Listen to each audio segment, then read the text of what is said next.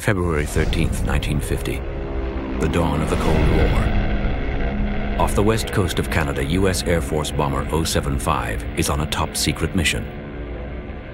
Deep inside the bomb bay, weaponeer Ted Shrier is arming a Mark IV nuclear weapon when the mission goes terribly wrong. Captain, we got a fire on one. Shutting down submarine number 1. Number 2's on fire. There's a 4-foot flame coming out of that thing. Shut down engine number 2. Roger. Shutting down 2. Without warning, 2 of its 6 engines erupt in flames. Inside the bomb bay, weaponeer Shrier struggles to safe the weapon as the B-36 begins to plummet from the sky. Moments later, the bomber suffers a crippling blow as a 3rd engine is engulfed in flames. We have 3 engines out. As 075 enters restricted airspace over Canada, the pilot orders his crew of 16 to prepare to abandon the crippled bomber. Crew 17, fires on engines 1, 3, and 5. Ditching. Look for survivors of wreckage near Princess Royal Island. Just before midnight, the nuclear bomber disappears from the radar screen.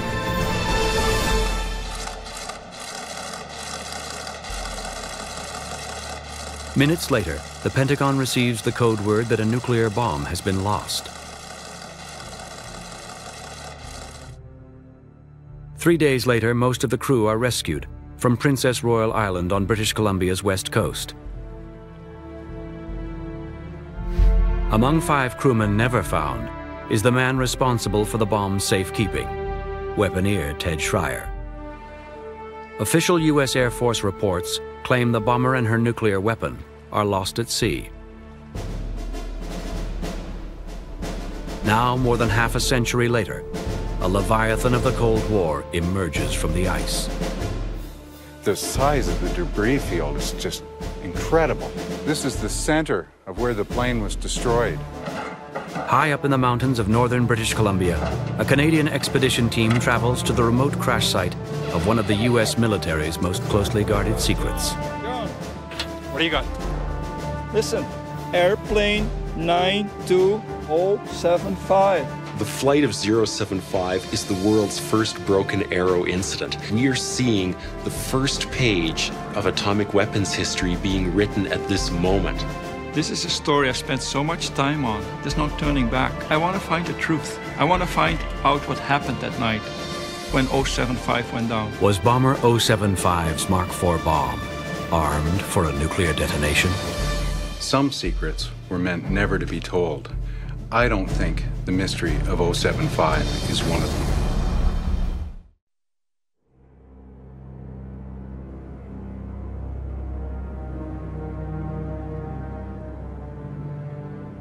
For centuries, the native people of northern British Columbia have referred to the Kispiox Mountains as the hidden place.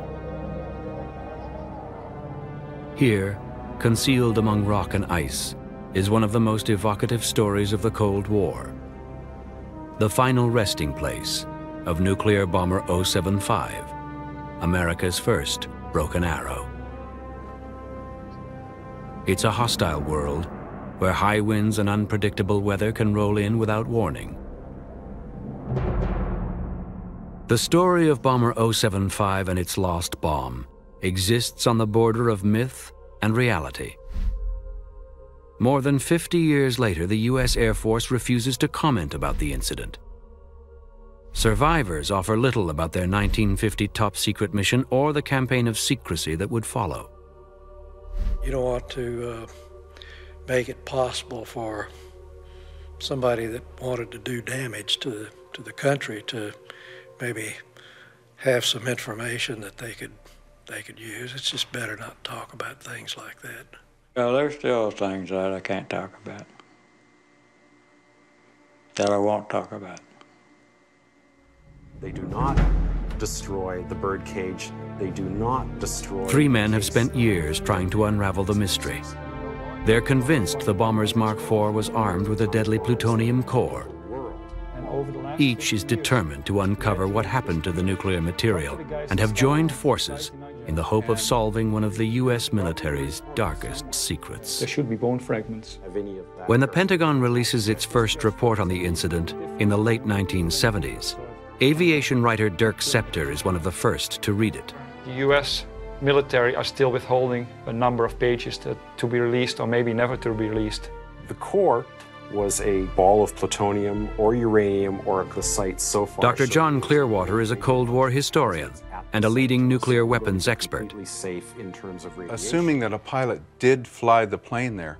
Jim Laird is the group's B-36 expert. For Laird and the rest of the team, the mystery of what happened on 075 has become an obsession. This mystery really begins at the moment where the men got the signal to bail out over Princess Royal Island in the middle of the night. What is known from Air Force documents is that before the crew parachuted from the disabled aircraft, the autopilot was set to fly the empty bomber further out to sea. But mysteriously, 075 crashed high in the mountains north of Smithers, BC, more than 200 miles in the opposite direction of its last known heading. When the bomber was found, the U.S. Air Force immediately commandeered a hangar at the Smithers Airport to stage a covert mission to the wreck site. Shrouded in secrecy, the 1954 Air Force expedition includes a three-man special operations team, led by a local guide. Supplies, including a large quantity of explosives and a Geiger counter, are dropped near the crash site. On the third day, with bad weather setting in, the team retreats to a safe location and destroys the fallen bomber.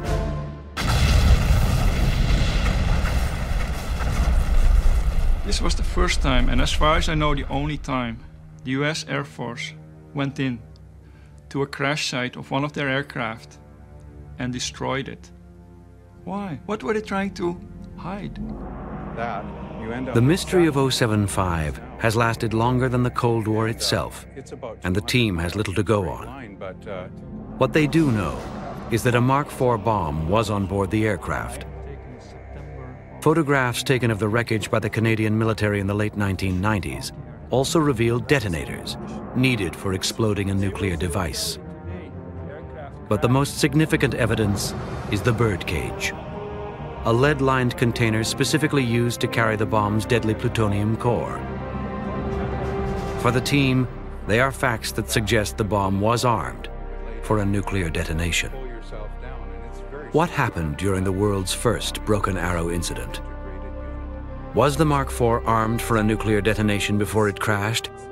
Or did someone try to fly the aircraft and its atomic bomb to safety? Uncovering the truth won't be easy. And although the team may not agree about what happened to 075 and its lost nuke, they agree there is only one way to find out.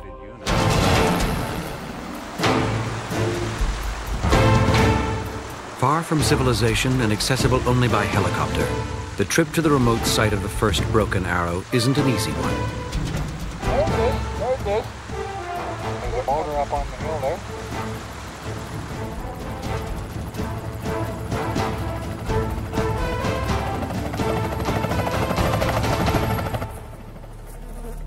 Strewn among ice and jagged rocks, the remains of 075 is a garden of twisted steel.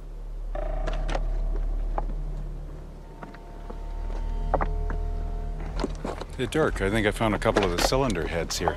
They look like they've gone through intense heat. From their research, they believe 075 landed nearly intact before being blown up by the Air Force Special Operations Team in 1954. The size of the debris field is just incredible. You look up on the hill there, and there's a propeller up on the hill, and it's so far away from us. More than 100 meters from the bomber's impact site, they find their first clue. These big parts, heavy parts, are way down the crash site. To blow an engine this size apart, they must have used mega explosives in '54. The team is puzzled by the degree of devastation and wonder why the Air Force destroyed an aircraft lost in such a desolate place. It looks to me as though the entire aircraft has been rolled, or when the detonations took place, it flipped the entire section on its back. Might be just the this section, this aft section of the fuselage that flipped over. It's upside down. The whole plane looks to be upside down. Although the destruction of the bomber would have required large quantities of TNT, there is no end to the amount of unused explosives scattered around the wreckage. Were the explosions in 1954 so massive as to throw a massive aircraft onto its back? I don't know what happened here. I think we're in a bit of luck, Jim. Right under here, there's the original painting, number 6, on the forward part of the nacelle here. This would have been the extreme outboard engine on the right-hand side of the aircraft. Which was running. Yes, it was, and it's now almost in the bomb bay.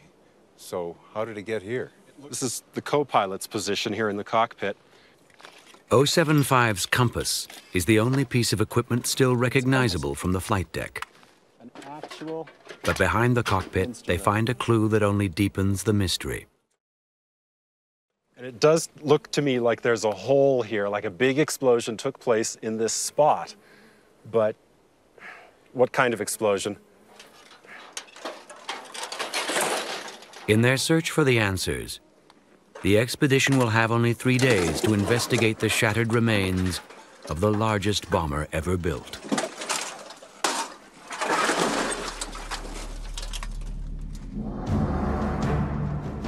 Resurrected at the end of World War II, rising Cold War tensions gave new life to the concept of an intercontinental bomber. What emerged from the drafting tables of the Consolidated Aircraft Company was a plane from the pages of a Jules Verne novel. Designated the B-36, the Titanic bomber may not have been designed to start a war, but it could unleash the destructive power to finish one. With a wingspan nearly as long as a football field, its body seemed to stretch on forever. Its enormous tail rose nearly 5 stories, and with the capacity to hold 4 rail cars of fuel, the bomber could remain airborne for more than 50 hours. With a crew of 16, the aircraft's forward and rear crew compartments were separated by a bomb bay more than 80 feet in length. In full attack configuration, the B-36 could carry 2 atomic bombs with the destructive energy of 2,000 boxcars of TNT. Getting the 200-ton bomber into the air required 6 piston-powered engines with propellers measuring 19 feet in diameter. Christened the Peacemaker, the intercontinental bomber soon became the new icon of American might. 2 years after it entered service, the only thing it needed to fulfill its mission was an even more lethal atomic bomb.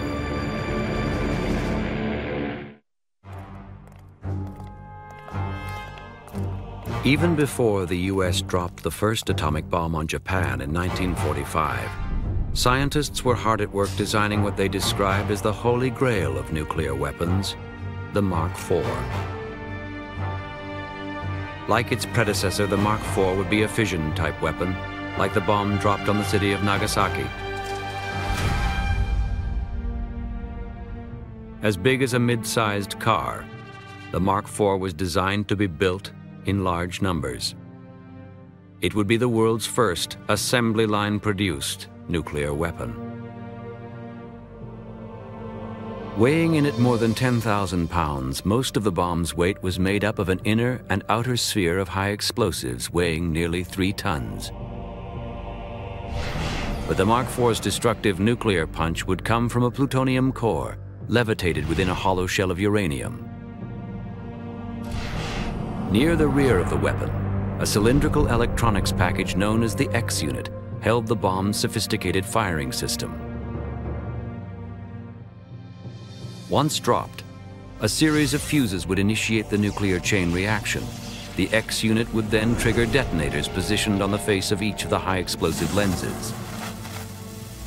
With twice the destructive power of previous bombs, the Mark IV could lay waste to the heart of any city in the world, radiation leaving it uninhabitable for years.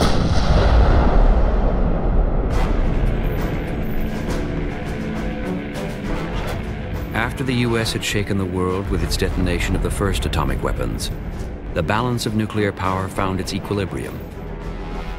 In the summer of 1949, with plans Soviet spies had stolen from the Americans, Russia detonated its first nuclear bomb.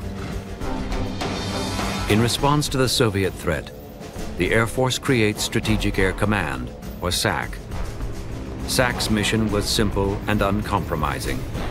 Maintain a sufficient number of B-36s capable of leaving the Soviet Union, a smoking, radiating ruin. To prepare for a potential nuclear showdown with the Soviets, SAC crews trained around the clock in full combat posture. 5 years after it began its battle with the Atomic Energy Commission, the Air Force finally received its first live nuclear weapon for training. It was a Mark IV, and it was headed for Alaska to be loaded on bomber 075. As Jim Laird hikes up to the wreck on the team's second day on the mountain, he finds a new trail of clues. Looks like a hatch cover, John. It's so hard for me to imagine somebody trying to jump through a hole this small in the mid-dead of night, middle of winter. Scattered among the rocks, the first evidence of 075's flight crew. Looks like a bunch of personal gear here. Several boots and a button here. Oh, look, Jim, it's rank badge. I think there was probably only one person on board that this luggage could have belonged to. That would be McDonald? Lieutenant Colonel MacDonald was one of the lucky ones. He got rescued. And the UTM coordinates. With the first archaeological permit ever issued by the government, the team will collect and catalog artifacts they hope will answer two unsettling questions. Was a plutonium core on board 075? And did Ted Shrier, the man responsible for the nuclear weapon, stay on board and fly the bomber to its glacier hiding spot?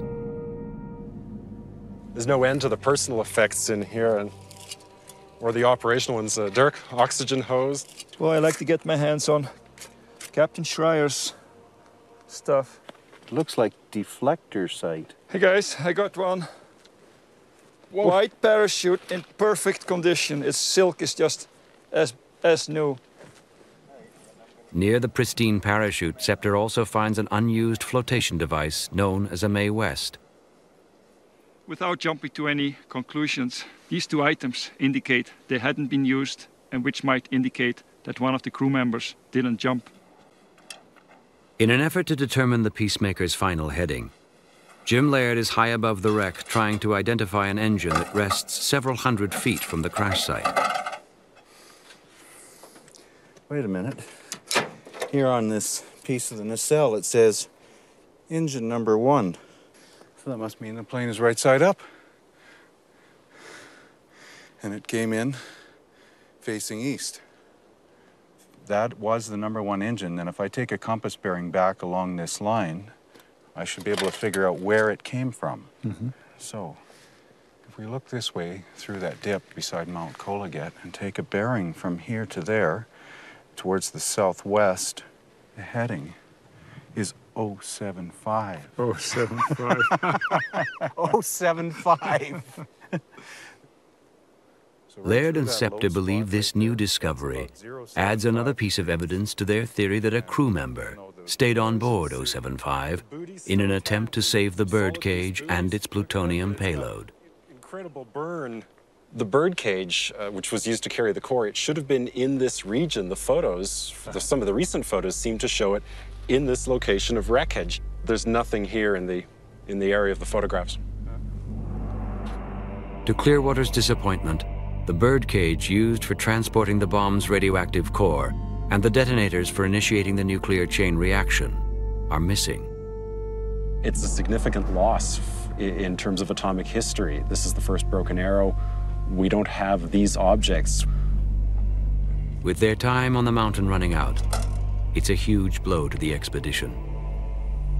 If there was a core, the danger of this cannot be underestimated. There's enough power in this one core to level any city in North America.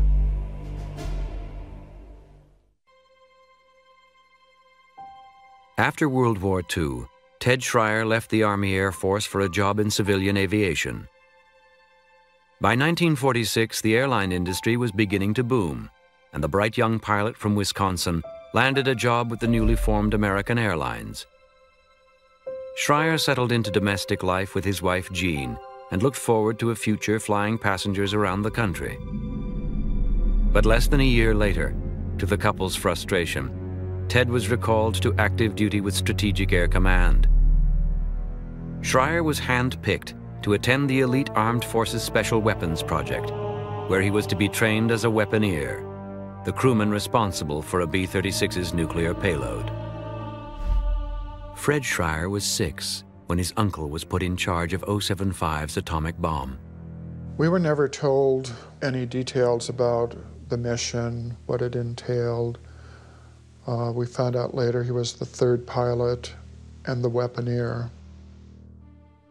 To prevent an accidental nuclear explosion, Shrier would arm the Mark IV with its nuclear core once the bomber was safely airborne. After removing the detonator mounted on the trapdoor, he would then extract an outer and inner sphere of the high explosives. Last to be removed was the pit plug, a 7-inch long cylinder of aluminum and depleted uranium. Shrier would then carefully insert the radioactive core. Once the bomb's missing components were replaced, the Mark IV would be an armed nuclear weapon and ready for war. But the bomber designed to carry the Mark IV to the target had a deadly flaw: its new engines. A fact that Captain Harold Barry and Gunner Dick Thrasher would learn on their first B-36 flight. On my very first flight, we burned an engine off, and he had to have nerves of steel, and he brought that thing in as smooth a landing. It was the first landing ever made with just 3 engines on one side. Months later, Thrasher and Barry would be ordered to Alaska to fly a dangerous training exercise aboard another B-36, Bomber 075. The top-secret mission would test the war readiness of the B-36, her crew, and SAC's first Mark IV nuclear bomb. With strict orders not to fly over Canadian airspace, nuclear bomber 075 will shadow the British Columbia coastline as it makes its way from Alaska to the U.S. mainland. Once off the coast of Washington State, 075 will head east to Great Falls, Montana, before turning south to conduct a simulated bombing run on the city of San Francisco. At a cruising speed of less than 200 miles per hour, it will take more than 20 hours for the giant B-36 to fly the 5,000-mile route before it touches down in Fort Worth, Texas.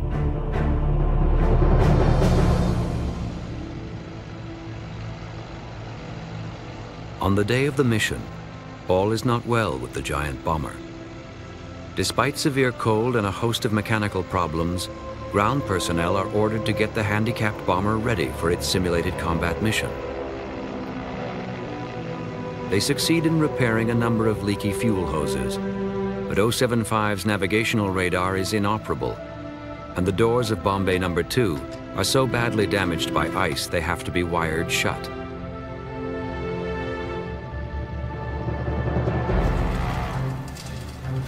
With less than an hour to take off, the order is given to load the birdcage and the Mark IV into 075's number 1 bomb bay. After 3.5 hours of pre-flight maintenance, Gunner Dick Thrasher boards 075 with trepidation. As I was going to the airplane, I met one of the gunners that brought the airplane up, and I just asked what kind of shape it was in, because we had quite a bit of maintenance problems then. And he said, well, it's okay, he said, but it won't ever make it back. In the waning Alaskan twilight, the bomber lumbers into the air and sets a course for Texas, a route that will take 075 along the British Columbia coastline.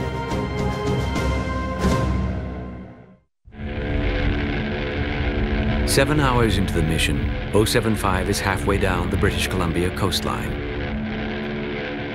At 11:25, the flight engineer reports that the bomber is starting to lose airspeed, when suddenly all 6 propellers begin surging uncontrollably.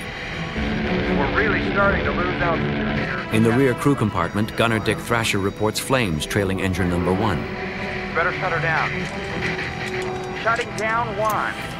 Supercharger neutral. No sooner is the fire out and the propeller feathered, when 075's situation turns from bad to worse as engine number 2 erupts in flames.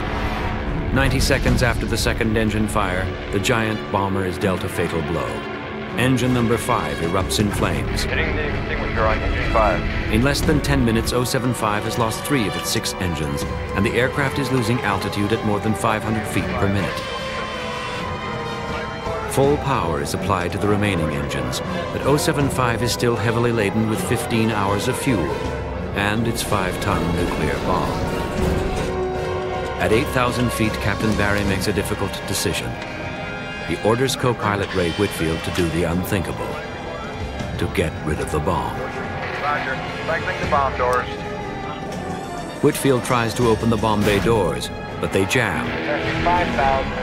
To save his crew from drowning in the frigid Pacific, Barry violates his orders and turns the giant bomber east toward the Canadian mainland. After sending a final desperate message to the Air Force for help, the radio operator screws down the transmitter key to give search teams a steady radio frequency to home in on. Praying they are now safely over Princess Royal Island, Barry sets the autopilot to fly 190 degrees, a heading that will take the disabled bomber south and back out to sea. Okay, let's get out of here. At 3,500 feet and approaching stall speed, Barry gives his final order, and the crew of 17 parachute into the night. Within minutes of the incident, SAC headquarters in Omaha launches the largest search and rescue mission in Air Force history. The Canadian Armed Forces initiates Operation Bricks to assist in finding the downed crewmen. Fearful the Soviets may discover what's happened, the Canadians are told nothing of the bomber's deadly nuclear payload. The reason why they're doing this is the height of the Cold War. There is a nuclear weapon lost. The Russians are probably looking for it. They're paranoid.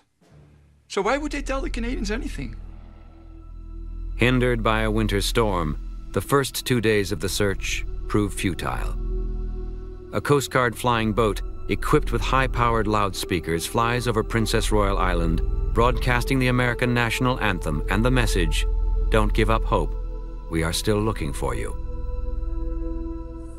When the crew is found 3 days later, Jean Shrier receives an initial report that her husband Ted is among 12 men rescued.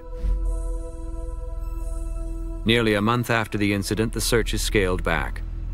After parachuting from the crippled bomber, the Air Force concludes the 5 missing crewmen drowned after landing in the Pacific. There is no trace of Bomber 075.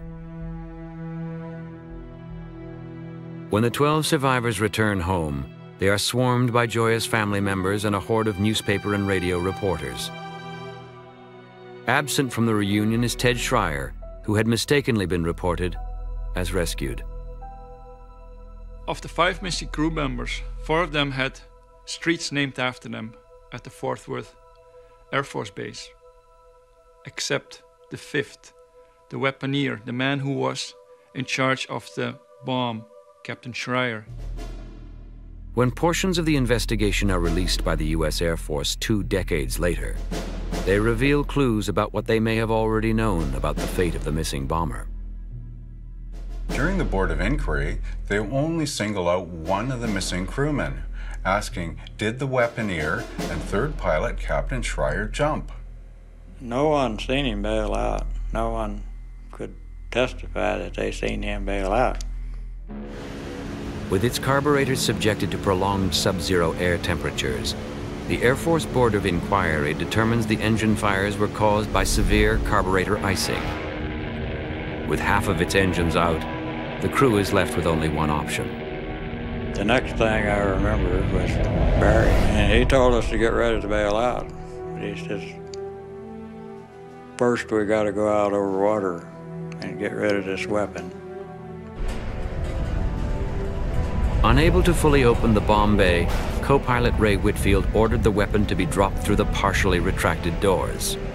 I wanted to get rid of it and blow it because at the time the Russians didn't have the bomb, and I could just see a sub fishing it up off the bottom. In 1950, the U.S. Air Force releases its only statement on the incident, claiming there was no plutonium core in the Mark IV when it was jettisoned and detonated over the Pacific, less than 30 miles from the Canadian mainland. If the plutonium core was in the bomb, Shrier may have averted a nuclear explosion by removing one of the detonators or one of the bomb's high explosive lenses. Even if there's no plutonium core on this weapon, there is still enough depleted uranium in this Mark IV to create the world's first dirty bomb. Never told of the bomb's existence, Canadian search teams scoured the BC coastline, unaware of the potential for radioactive fallout. With a summer storm approaching, the team's final day on the mountain will be their last chance to uncover any new evidence. What's that, John? It's as though it's a kind of bomb rack, but it's not big enough or heavy enough for the Mark IV that we're looking for. But if you follow the wreckage that way, there should be something further up. So,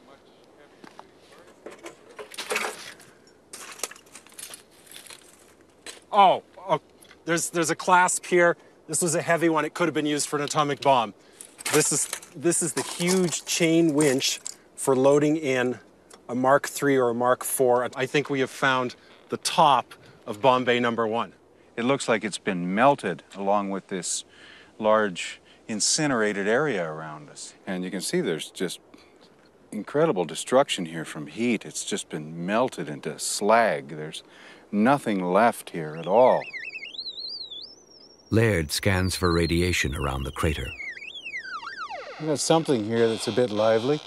Not too hot, but definitely above background. Boy, that must have been a very intense heat. This is the center of where the plane was destroyed. Yeah, but it also looks like sections were ripped away by an explosion. The whole assembly, the shackle, the 4 sway braces, the massive size of it says to me that this has to be the item that held the Mark IV atomic bomb. As heavy rains move in and shroud 075 in the clouds, Scepter and Clearwater descend into the valley below and make an unexpected discovery. They find a camp they believe was used in 1954 by the U.S. Air Force Special Operations Team which destroyed the fallen bomber. Here's the point at which all of the cables attached for the parachute. Littered across the site are dozens of objects ranging from food tins and cargo boxes to grenade pins. Oh, lots more cans here, cans everywhere. Hey, look at this. Hunter Simpson's Cup. Haggis used to be pretty well the only restaurant at the time in Smithers. And I'm sure this is the final evidence. Hunter Simpson was on this trip, right in this camp here. Newspaper accounts of the day name local guide Hunter Simpson as the only civilian witness to the Air Force's mission to destroy 075. But Simpson, who died in 1972, remained silent about the covert operation.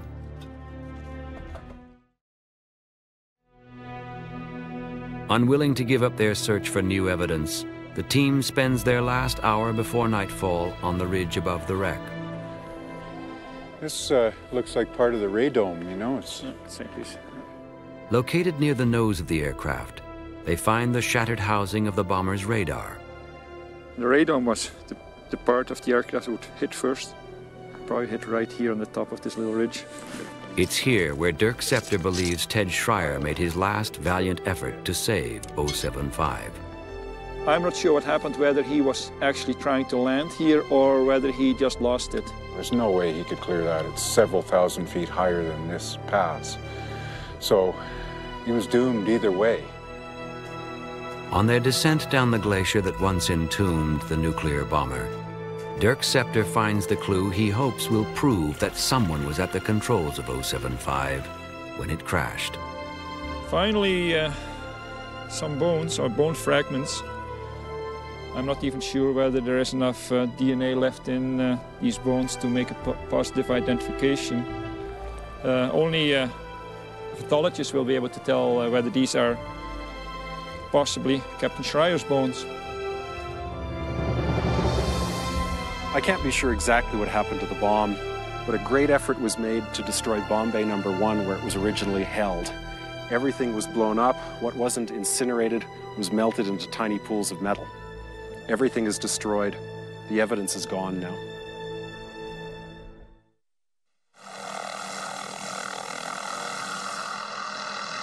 In the weeks following the expedition, John Clearwater finds the person who illegally removed the birdcage from the crash site in 1998. Within days of Clearwater's discovery, the U.S. Defense Threat Reduction Agency recovers the container for transporting the bomb's plutonium core from a treasure hunter in the eastern United States. Tasked with the role of safeguarding the U.S. from weapons of mass destruction, the agency releases no official report on the incident. If this is just an empty container, why the continued secrecy? We may never know if there was a core inside this birdcage because the Air Force and US government have refused comment and shut the door on this case. Forensic analysis of the bones recovered by Dirk Scepter turn out not to be human. But as the door begins to close on his theory that weaponeer Shrier may have died on the mountain, some intriguing new evidence arises. He uncovers military and civilian reports from Canadian and US sources that document a series of radio transmissions. Transmissions he believes were sent by someone who stayed on board 075 after the rest of the crew bailed out. This aircraft changed 180 degrees direction. It gained at least 3,000 feet in elevation. It flew over mountain ranges. Somebody was at the controls of this aircraft. Armed with new evidence, eyewitness reports, and US Air Force documents, the team has reconstructed what they believe happened that winter's night in February of 1950. From the ground on Princess Royal Island, the crew looks up and sees the plane turn around 180 degrees and fly back north. The last person to see the plane was Reverend Kinley in New Ianche at about 2 o'clock in the morning. From here, the plane may have tried to fly south into an abandoned airstrip on the Skeena River, possibly couldn't put in because of bad weather, eventually crashing to the north. When you add up the length of this route with a minimum flying speed of 150 miles an hour, what do you get? 3 hours, exactly the same duration as the radio transmissions. If he stayed on board, what was he trying to save? What was worth risking his life? Certainly not the aircraft. There must have been something else. Is it possible that the one crew member responsible for the mission's nuclear weapon tried to save the crippled bomber? There's only one reason for Captain Shrier to remain on board. For whatever reason, they couldn't drop the weapon. So, to prevent a radiological disaster, he takes the plane and turns it around and heads back to Alaska. Shrier makes a final course change, setting his compass to 075 degrees, a heading that will take him directly into northern BC and the towering Kispiox Mountains. By this time, he's only 50 miles from the Alaska border. For some reason, he can no longer keep the plane in the air. The only thing that's left for him to do is to look for the best place to make an emergency landing. At 6 minutes to 3, Shrier sends one last voice transmission. This is Spectre 36, aircraft 2075.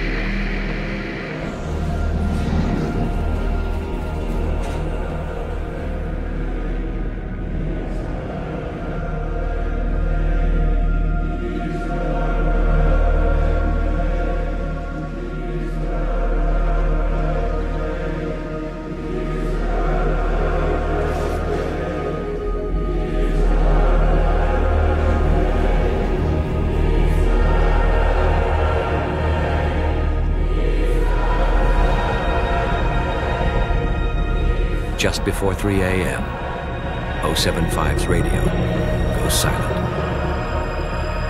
The bomber will remain here undetected for the next 4 years.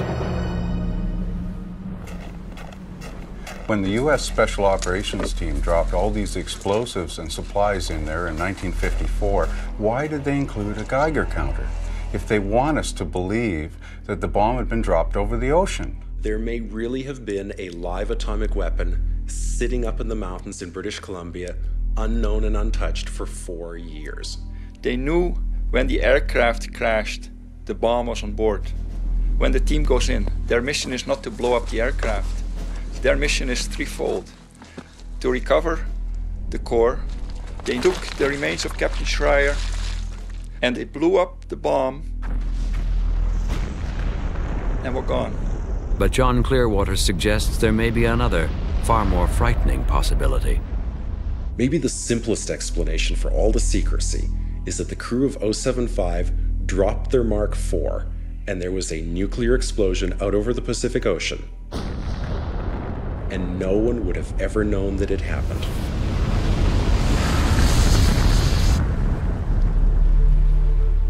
Although 5 of 075's crew are never found, 2 years after the plane disappeared, a fisherman recovers the remains of a human foot near Princess Royal Island. In 2002, the bones are exhumed from their military grave. The Shriers, along with the families of the other missing men, are asked to provide blood samples. But after forensic analysis of the remains, the U.S. military reports they are unable to extract the DNA needed for identification. Within months of the mishap, many of 075's crew, including co-pilot Ray Whitfield, leave the Air Force. Among those who stay in the service are gunner Dick Thrasher and pilot Harold Barry. A year after their harrowing experience aboard Bomber 075, they are reunited on another training mission. Barry said, "Is Thrasher going with us?" Well, I answered. I said, "Yes, Thrasher is going. This is his crew. He flies when they fly." Barry said, "We're bound to have trouble." That's the last words I heard out of Barry. Hours later, Captain Barry is killed when a fighter plane crashes into the cockpit of his B-36. As the bomber disintegrates in midair, Dick Thrasher manages to jump clear before it smashes into the Oklahoma countryside. It seemed like there was something wrong with Barry and I flying together because we always had trouble. By the end of the 50s, the arms race claims the B-36. True to its namesake, the Peacemaker is retired without ever dropping a single bomb in combat. Just 3 years after it entered service, the Mark IV is removed from the U.S. inventory and replaced by a host of more powerful nuclear weapons. Although 075's Mark IV is classified by the Pentagon as its first broken arrow, it's by no means the last. 9 months later, another crippled bomber detonates a Mark IV in a non-nuclear explosion near the town of Rimouski, Quebec. 3 decades will pass before the U.S. admits to losing another 60 nuclear weapons in major accidents around the globe.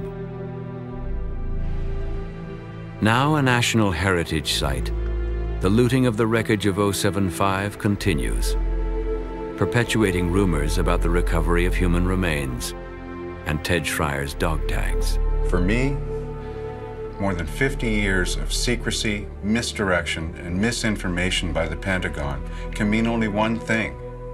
Something happened that night. There's some dark secret that they don't want anyone to know about. For the families of 075's crew, they are left with only memories and more unanswered questions. I don't know why all the secrecy. What could be so important? It seems like a cover-up when the families are not told what happened. What harm would it do to open the books and supply us with answers to the questions of what really happened 50 years ago? Like the remains of Bomber 075 concealed under deep winter snows, the truth about what happened that night to her missing crew and the world's first lost nuclear weapon may remain hidden forever.